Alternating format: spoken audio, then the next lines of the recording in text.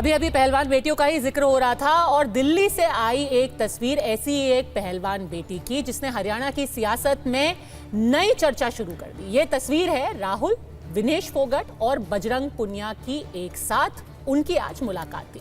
हरियाणा चुनाव में सीट बंटवारे की माथापच्ची के ठीक बीचों बीच अचानक दिल्ली में पहलवान विनेश फोगट और बजरंग पुनिया राहुल गांधी से मिले। 15 से 20 मिनट तक चली इस मुलाकात के बाद कई अटकलें लगाई गई।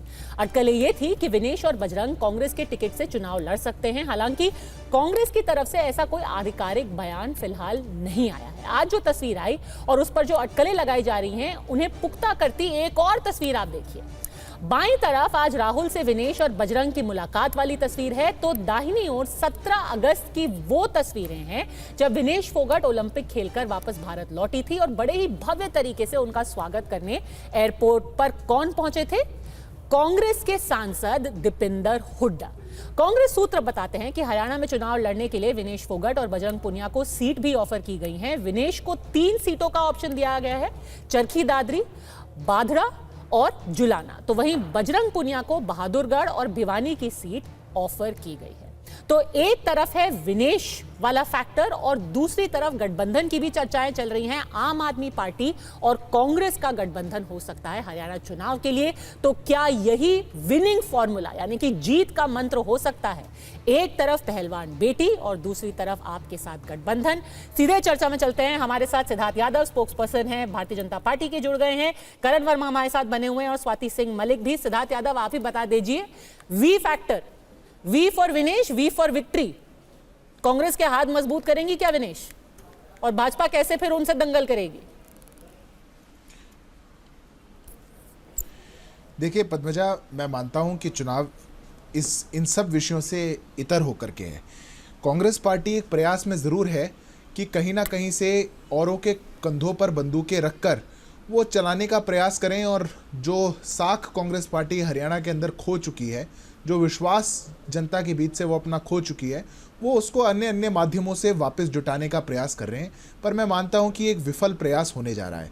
अभी आपने उल्लेख किया कि जब विनेश जी आई थी तो कौन उनके स्वागत में गया था। निश्चित तौर पे कांग्रेस पार्टी के जो हरियाणा के नेता हैं और मुख्यमंत्री के बेटे हैं दीपेंद्र हुड्डा जी, वो गए थे। पर प्रश्न तो ये भी है कि हरियाणा जो प्रांत सबसे ज़्यादा मेडल्स जीत करके लाके देश को देता है, बाकी खिलाड़ियों ने क्या गुनाह किया था कि दीपेंद्र जी उनके स्वागत में नहीं जाते?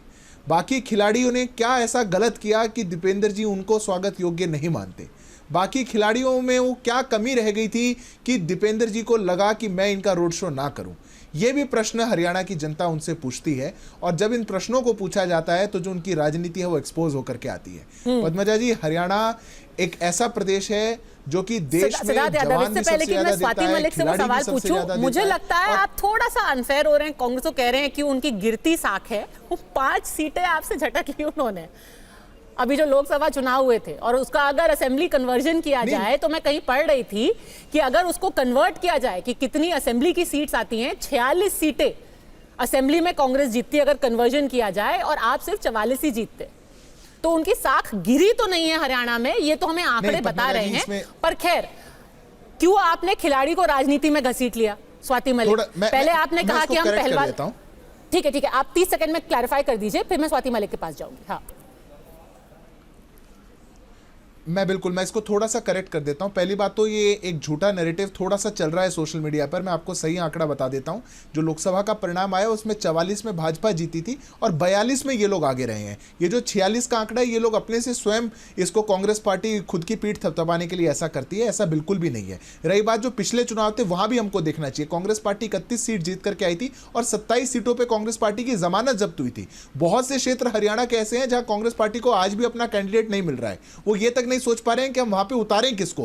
गठबंधन की जितनी बातें निकल करके आई हैं वो इसी का परिणाम है, क्योंकि कांग्रेस पार्टी के पास खुद के उतारने के लिए कैंडिडेट्स की भी एक कमी है। रही बात खिलाड़ियों की, तो कांग्रेस के काल में खिलाड़ियों के साथ क्या हुआ था पद्मजा जी, वो भी देश की जनता और हरियाणा की जनता ने देखा है। द्रोणाचार्य अवॉर्डीज के साथ क्या हुआ था, उनको मेरिट देने पे क्या हुआ था। और यूं कहा जाए कि जिनको प्रमोशंस जो सरकार ने प्रॉमिस कर रखे थे उसमें भी सिलेक्शन किया जाता था। कौन लोग जाके कंपीट करेंगे, इस पर भी हुड्डा जी और उनकी सरकार जो है गिद्ध की जाते हैं बैठा आगे। करती थी और फेवरेटिज्म ठीक है, क्या करती आगे थी। की बात अब और वो सब चुनाव की चीजें बात दूर हो करते हैं। चुकी और खिलाड़ियों के लिए अनुकूल वातावरण है, ये जानता है प्रदेश। ठीक है, इतने दिनों तक स्वाति मलिक, सब लोग विनेश फोगाट के साथ खड़े थे क्योंकि लग रहा है कि वो एक खिलाड़ी हैं, खिलाड़ी बेटी हैं। उनको राजनीति में क्यों घसीटा जा रहा है? और बड़े लोग तो ये भी पूछते हैं क्या ये राजनीति ही थी?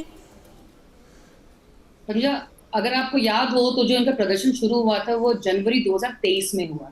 कोई उनके साथ, कोई पॉलिटिकल पार्टी कोई नहीं गया था, सब अलग अलग अपने बयान दे रहे थे, उनके साथ कोई नहीं गया। उसके बाद जब अप्रैल में उन्होंने अपना प्रदर्शन रिज्यूम किया, दोबारा वो प्रदर्शन पे गए क्योंकि बीजेपी एक बार और फेल हो गई थी कि रिपोर्ट आने के बाद भी कोई एक्शन नहीं लिया जा रहा था, एफआईआर नहीं हो रही थी। उसके बाद जब दोबारा प्रदर्शन हुआ तभी भी कोई पॉलिटिशियन ना विनेश फोगाट ने किसी से सपोर्ट मांगा और ना किसी ने वहां जाके प्रदर्शन में अपने अलग अलग पार्टीज जा रही थी, अपनी मर्जी से जा रही थी। तो विनेश फोगाट को आज के दिन उनका जो संघर्ष रहा, वो जो मुश्किलों से गुजरी हैं और वो जो एक चेहरा बन के आई हैं और women empowerment and the harassment, जो एक खिलाड़ी वहां पे हरियाणा में और रेसलिंग फेडरेशन में जो देख रहे, जो बर्दाश्त किया जिन लोगों ने, उस जो विनेश फोगाट उन सबका चेहरा बन के आई, उसको ही आज बीजेपी वो बोल रहे हैं कि वो पॉलिटिकल था। वो पॉलिटिकल था ही नहीं। और आज के दिन अगर दीपेंद्र हुड्डा उनका वहां वेलकम करने गए हैं, एयरपोर्ट पे गए हैं, तो उसमें क्या गलत है? हरियाणा की बेटी है वो, क्यों ना हो। हाँ, और आपने बोला कि बाकी प्लेयर्स को क्यों नहीं किया, आपने ये बोला, तो बाकी प्लेयर्स भी आएंगे, उन सबसे भी मिलते हैं। लेकिन हाँ, क्योंकि आज के दिन विनेश फोगाट एक वो ताकत है जो सरकार के खिलाफ खड़ी रही। ये वही प्लेयर है जिसको सरकार की पुलिस ने मारा है, डंडे मारे हैं, उठा उठा के फेंका है। तो और खिलाड़ियों के साथ इतनी बदसलूकी सरकार ने की ही नहीं। और लेकिन जिस सरकार के खिलाफ वो खड़ी रही, तो एक मिसाल है, एक वो आज के दिन एक ताकत है, और तो क्यों ना उसको हम सपोर्ट करें।